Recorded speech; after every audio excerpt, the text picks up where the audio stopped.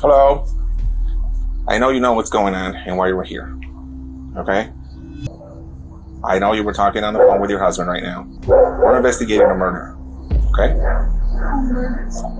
This is Ermelinda Palomo, a 50-year-old woman. She's about to realize that in less than 24 hours, her fiancé has become involved in a brutal and complex murder case. On September 17th, the Romeoville police in Illinois received two separate calls.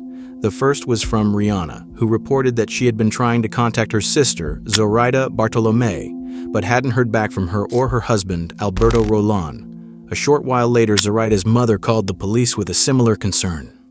I'm calling for my daughter, Zoraida Bartolome. She lives on Concord Avenue, Romeoville, Illinois, and we haven't heard from her or her husband or her children during the whole day. No answering the phone. If somebody can go by the house and check them, because the husband, they called from his work that he didn't show up to work. And he never, he's always at work. A short while later, the police arrived at the couple's home on the 500 block of Concord Avenue to conduct a welfare check.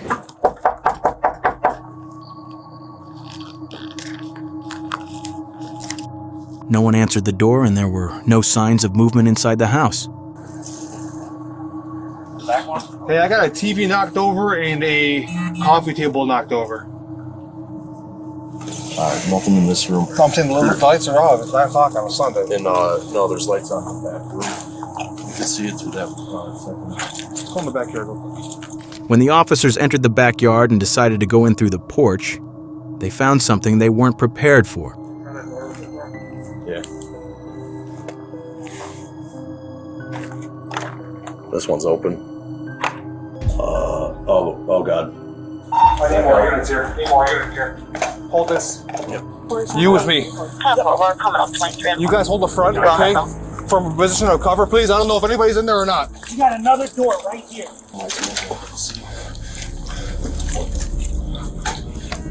Corey, come up here, cover this door. This window. Fuck, this lights is dead. God damn it. Doors open. Alright. Romeo, please, anybody here? Move on, Romeo, please, anybody here? Body. Inside, police discovered a horrifying scene, the bodies of an entire family.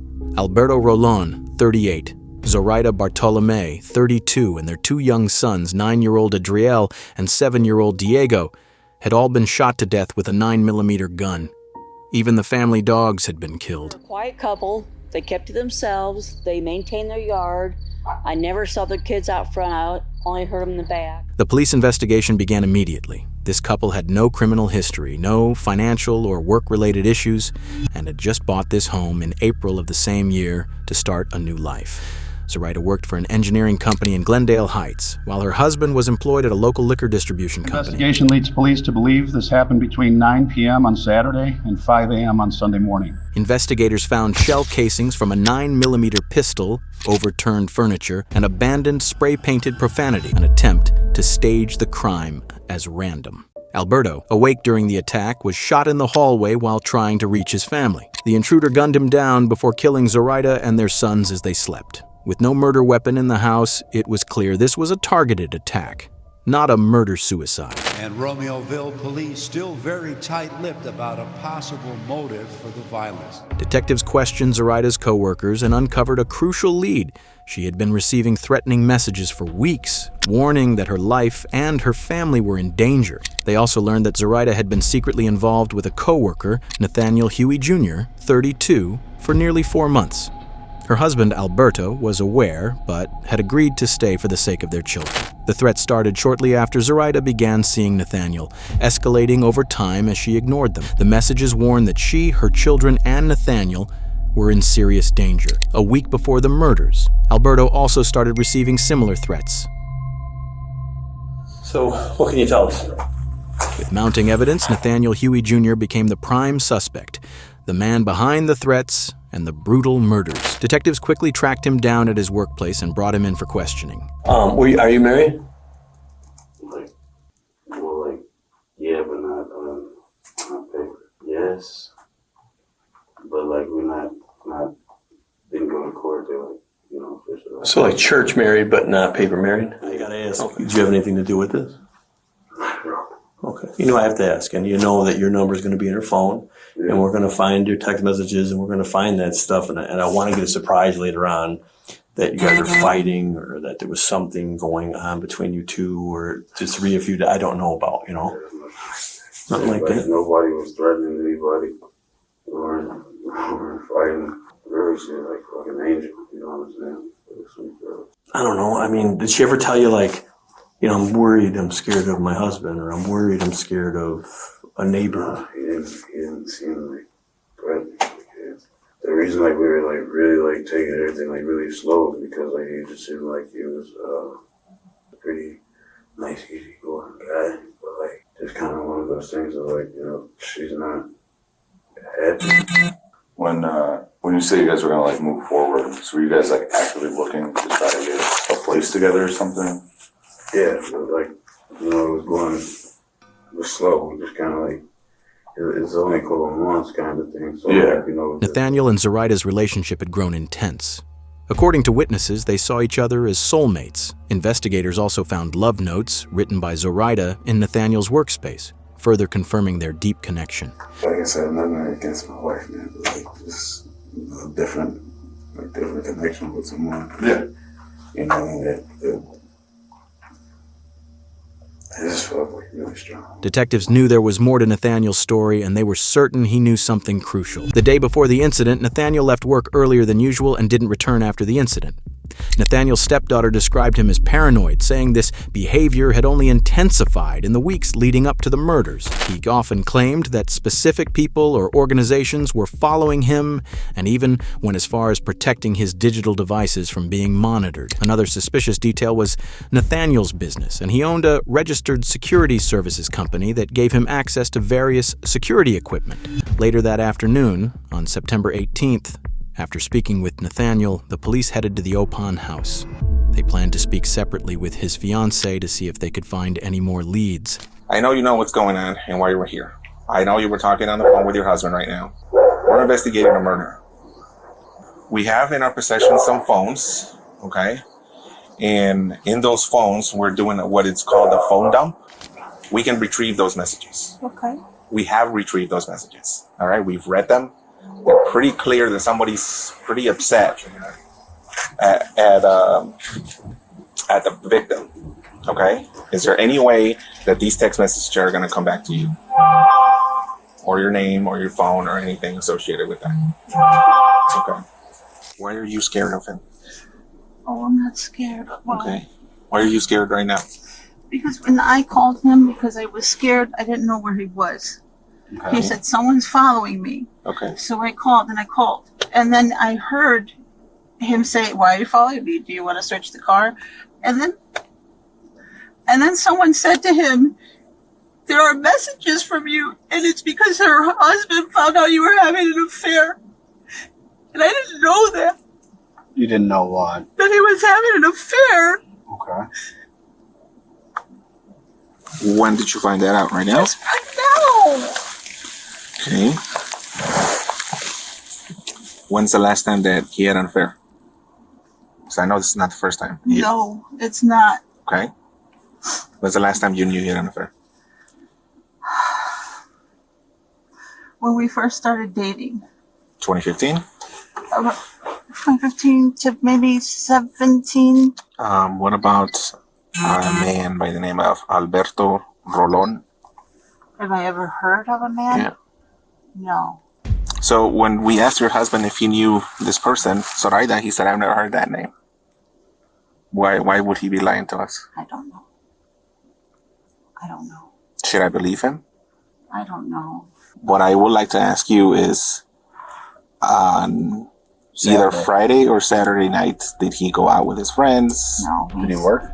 Friday night? No, he was with me. Saturday night? No. Ermelinda claims that Nathaniel was at home on Friday and Saturday night and couldn't have left the house. She says her daughters are witnesses to this and can confirm it. Like what we're asking for is consent to get the text messages off your phone between you and her, to Snapchat or whatever it is between you, so we have both sides of it. Trying to eliminate you as a suspect, but... It's all on the computer, right?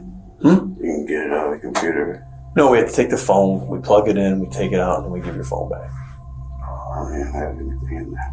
The most important evidence the police currently have are the text messages. These could provide crucial information once the sender and the full story are revealed. The police asked Nathaniel for permission to search his phone and to collect a DNA sample. How about this? How about I come see you guys later today after work or something like that? Because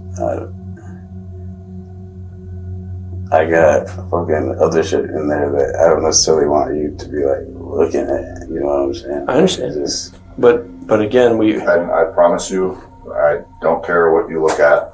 No, it's not like fucking like freak shit. When questioned by police about the threatening messages to Zoraida and Alberto, Nathaniel claimed he had no knowledge of them and there was no evidence linking him to the messages. I don't mean any disrespect, I promise you that. I'm just saying, like, I think it's just better if, at this point, not speak to a lawyer. This is insane. it's crazy. Yeah, I get you. I get you. However, he had another story to tell. He explained that he too had been receiving similar threatening messages for a long time from unknown individuals who were constantly following and threatening him. Nathaniel claimed the messages were from a Bulgarian mafia group who allegedly monitored his every move, even his phone, and knew every detail of his life. As the investigation continued and messages on his phone were examined, to the surprise of the detectives, everything Nathaniel said seemed to be true. This became the most puzzling moment of the case for the detectives. Was there truly a dangerous gang behind all of this? Or had Nathaniel cleverly fabricated the evidence to cover his tracks and avoid getting caught? Identifying her as 50-year-old Irma Linda Palomo. Palomo was named as a person of interest, together with her fiancé, the suspect, traveling down to Oklahoma just days before 4 bodies were found in a Romeoville home. Security footage revealed a shocking detail. Both Nathaniel and Irma Linda had stopped outside the victim's home. Nathaniel exited the car briefly before getting back in, this time in the passenger seat. Irma Linda had been driving the entire time. The next day, Nathaniel and Irma Linda fled the city without notifying the police. Before leaving, Irma Linda sent a message to her family confessing that she was terrified of Nathaniel but felt she had no choice but to go with him. She pleaded with them to take care of her children. Alarmed by her message, her family quickly reported her as a missing and endangered person. Soon, their photos and the news of their disappearance spread across the media. On September 20th, nearly 600 miles from home, police tracked Nathaniel's SUV using his phone and a license plate reader. They were spotted at a Walmart in Catoosa, Oklahoma, casually shopping for toiletries and leaving the store with smiles. Local authorities were alerted immediately and rushed to the scene. When officers attempted to stop Nathaniel's SUV, he and Irma Linda quickly got in and fled. A high-speed chase ensued, ending when their vehicle crashed into another car and then a concrete median. The SUV caught fire, and gunshots rang out. Irma Linda, wounded, managed to crawl out of the passenger seat and was rushed to the hospital. Inside the car, police found Nathaniel dead. He had shot himself. Despite being taken to the hospital alive, Irma Linda didn't survive. Looks to be an apparent murder-suicide. Armed and dangerous murder suspect. For a year after the incident, police continued their investigation, determined to uncover the truth behind the threatening messages and the supposed gang controlling Nathaniel. In 2024, they finally found their answer. The mastermind behind it all, the messages, the fake personas, the paranoia, was none other than Irma Linda. Since 2021, she had been creating fake online accounts, posing as hackers, hitmen, and gang members, all feeding Nathaniel a carefully crafted illusion. She manipulated him into believing he was under constant surveillance and had no choice but to obey. She even installed tracking apps on his phone to reinforce the lie, occasionally using Bulgarian words and dark web references to make it seem real. In the week leading up to the murder, she sent multiple threats to Zoraida and Alberto, hoping to scare them away. But when that failed, she convinced Nathaniel that Zoraida was a mole and would kill him first if he didn't act. Through one of her fake accounts, she helped Nathaniel plan the murder, guiding him on avoiding cameras and staging the crime as a robbery. Nathaniel thought he was taking orders from a dangerous cartel. He never realized that the entire time he was only talking to Irma Linda. And in the end, police believe he died never knowing the truth. There are messages from you in it's because her husband found out you were having an affair.